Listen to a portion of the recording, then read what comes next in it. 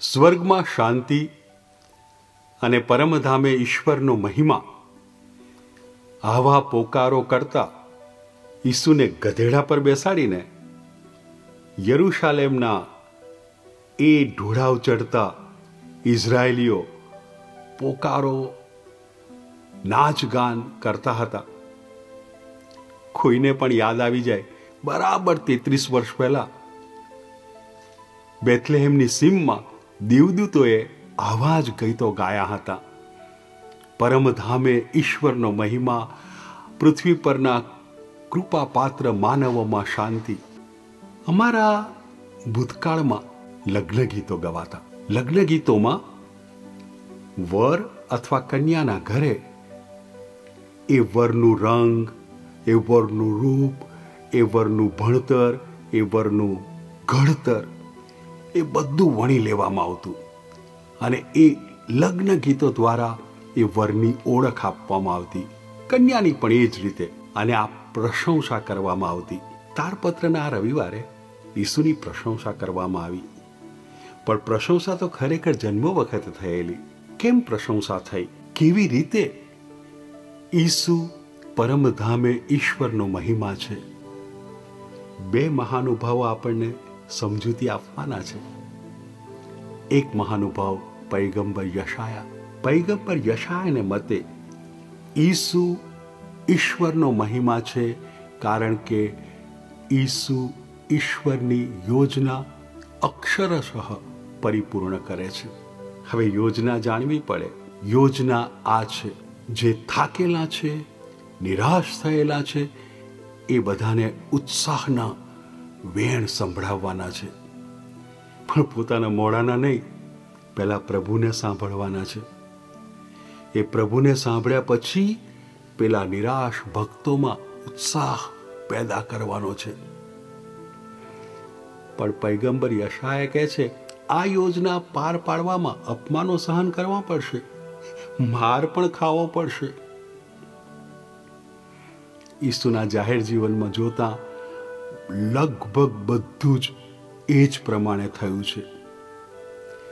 30 વર્ષના અંગત જીવનમાં શું થયું જાજો ખ્યાલ નથી, પણ એટલું જાણીએ છીએ કે ઇઝરાયેલી ધર્મના જે કાયદાઓ, જે નિયમો હતા, એ બધા ઈસુએ પાળ્યા છે. હવે ઇઝરાયેલી ધર્મ ઈશ્વર અને માનવ વચ્ચેના સંબંધને મહત્વ આપે છે. ઈશ્વર અને માનવ ઉભય પક્ષે વફાદાર.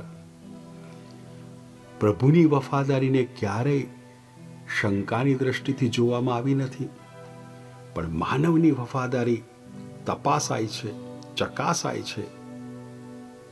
એ કેટલે અંશે નિયમોનું પાલન કરે છે. ઈસુને પૂરેપૂરા માર્ક્સ મળી શકે એમ છે. બીજા મહાનુભાવ એ પાઉલ. પાઉલ બીજા દ્રષ્ટિકોણથી ઈસુને ઈશ્વરનો મહિમા કહે છે.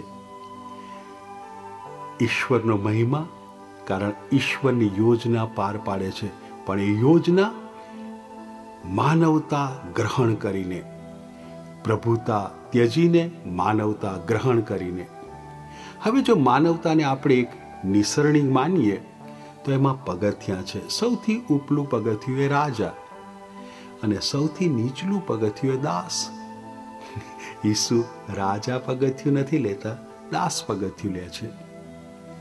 માનવતાને જો એક ઇમારત ગણીએ તો ગુંબજ અને પાયો. ઈસુ પાયો બને છે. આવું કરવામાં વધસ્તંભ પરના મૃત્યુને સ્વીકારી લે છે. હવે વધસ્તંભના મૃત્યુને આપણે લાચારી નહીં કહીએ, સ્વેચ્છાએ સ્વીકારે છે. આ પ્રભુની યોજના છે અને પ્રભુની યોજનાને એક પણ સવાલ કર્યા વિના માથે ચડાવે એને કહેવાય ઈશ્વરનો મહિમા. સાચું ગાયું દેવદૂતોએ, સાચું ગાય છે આપણા ઇઝરાયેલી જનો, જે વાંચતે ગાજતે ઈસુને યરૂશાલેમ પાસ્કા પર્વ માટે લઈ જાય છે. ઈસુ માનવોમાં શાંતિ, એ તો આપણે સમજીએ સાથે મળીને. કોઈ મહાનુભાવ એ વિશે વાત કરતા નથી, પણ શુભ સંદેશકારો કહે છે જાહેર જીવનમાં ઈસુ 4 પ્રકારની બાબતો કરે છે: ચમત્કાર, કૃત્યો, ઉપદેશ, શિક્ષણ. ચમત્કાર 4 પ્રકારના. સાજાપણાનો ચમત્કાર, દાખલા તરીકે 12 વર્ષથી રક્તસ્રાવમાં પીડાતી બેનને સાજાપણું. વળગાડ ઉતારવાનો ચમત્કાર, દાખલા તરીકે ગેરસાનીઓના પ્રદેશમાં કબ્રસ્તાનમાં રહેતા ભાઈનો વળગાડ ઉતાર. જીવનદાન, નાઈન ગામની વિધવાના એકના એક મૃત દીકરાને જીવતો કરે. કુદરત પરના તત્વો પરનો ચમત્કાર, 5 રોટલી 2 માછલી 5000 પુરુષોને જમણ, સ્ત્રીઓને બાળકોને નહીં ગણીએ. કૃત્ય, દાખલા તરીકે જકાતદાર જાખીના ઘરે મહેમાન ગતિ. ઉપદેશ, 4 પ્રકારની જમીનમાં વાવેલા બી. અને શિક્ષણ, જો કોઈ મારો અનુયાયી થવા માંગતો હોય તો મારી પાછળ પોતાનો ક્રૂસ લઈ આવવું પડશે. ચારેય શુભ સંદેશકારો સમગ્રપણે કહે છે આ બધું કર્યાથી જે પ્રસાર થયો એ શાંતિનો પ્રસાર થયો, એક સામ્રાજ્યનો ઉદય થયો. ઈસુ માનવોની શાંતિ.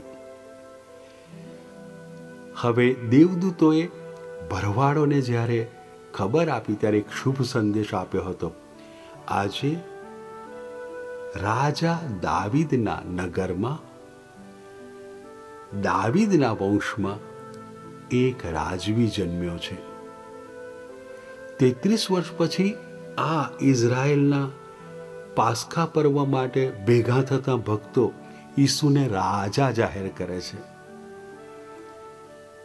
કયા પ્રકારનો રાજા? ગધેડા પર બેઠેલો.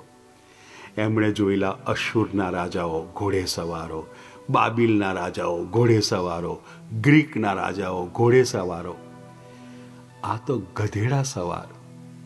અને ગધેડો ઇઝરાયેલીઓ જાણે છે ભારવાહી માલવાહી પશુ, નમ્રતાનું પ્રતીક. નમ્ર રાજા યરૂશાલેમમાં પ્રવેશી રહ્યા છે. ભક્તો પાસ્કા પર્વ માટે પ્રવેશી રહ્યા છે.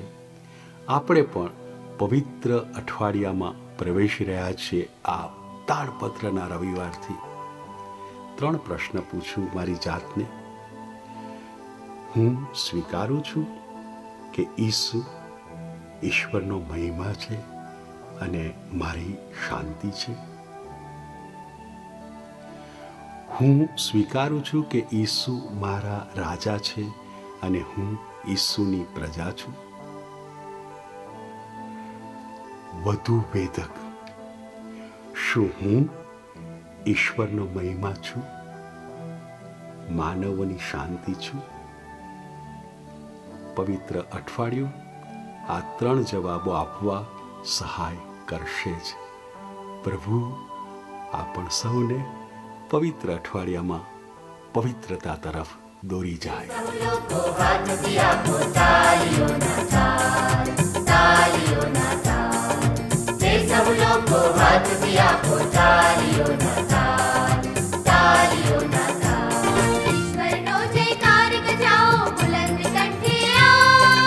આદર પાત્ર પરાત્પર પ્રભુ આ જગનો રાજ અધિરાજ. ઈશ્વરનો જયકાર ગજાઓ બુલંદ કંઠે આજ. આદર પાત્ર પરાત્પર પ્રભુ આ જગનો રાજ અધિરાજ. હે સૌ લોકો